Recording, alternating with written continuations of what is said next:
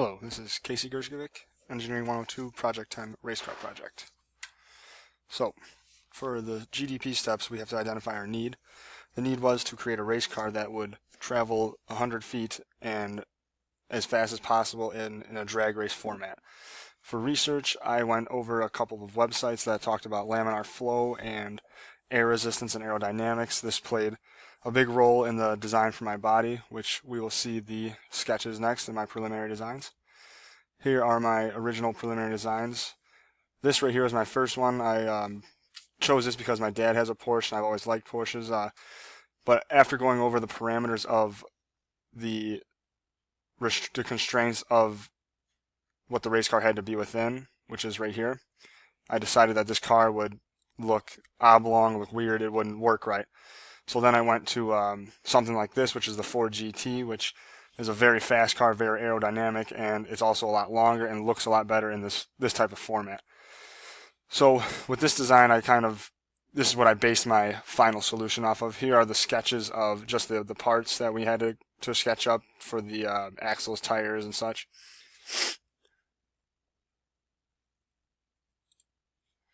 Here is my final sketch of my final design.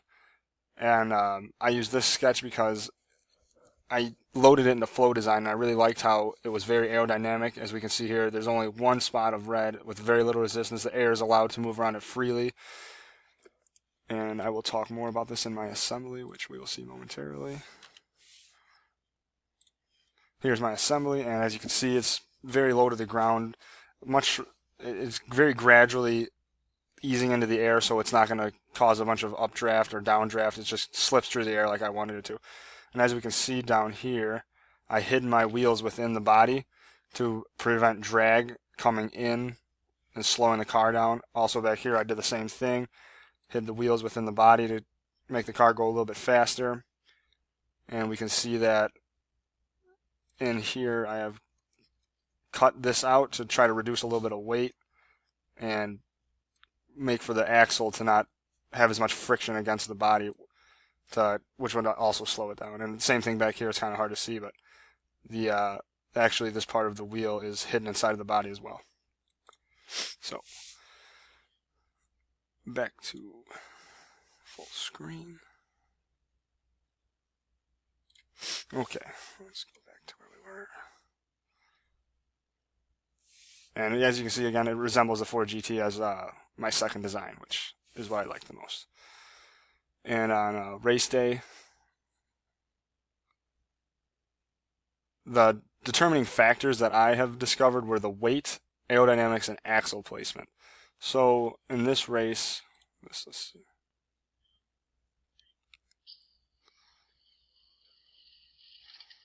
This was my car and Spencer's car.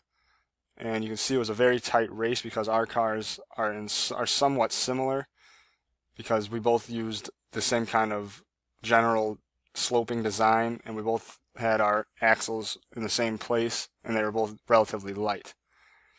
And you can also see the car similarity between these three cars. These three cars were I got third, this car got first, and I believe Zach placed second.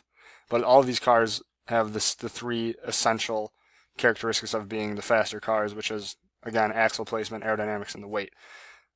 Jordan's car, which is this one here, was the lightest, and it looks very aerodynamic as well, and his axles were in a good place. Short, didn't take much friction from going through the body. His car was very fast, and his ended up winning the races. Here are the class cars. We can see my car, and this one is Jordan's, which was the first placement. Again, the similarities between the faster cars, which was this one, this car was fast, this car was fast, and this car was fast. They are all got that same general slope, very light overall, and the axle placement. You can see that his axles were hidden as well. And the things that really came into factor were that it was a drag race, not a marathon.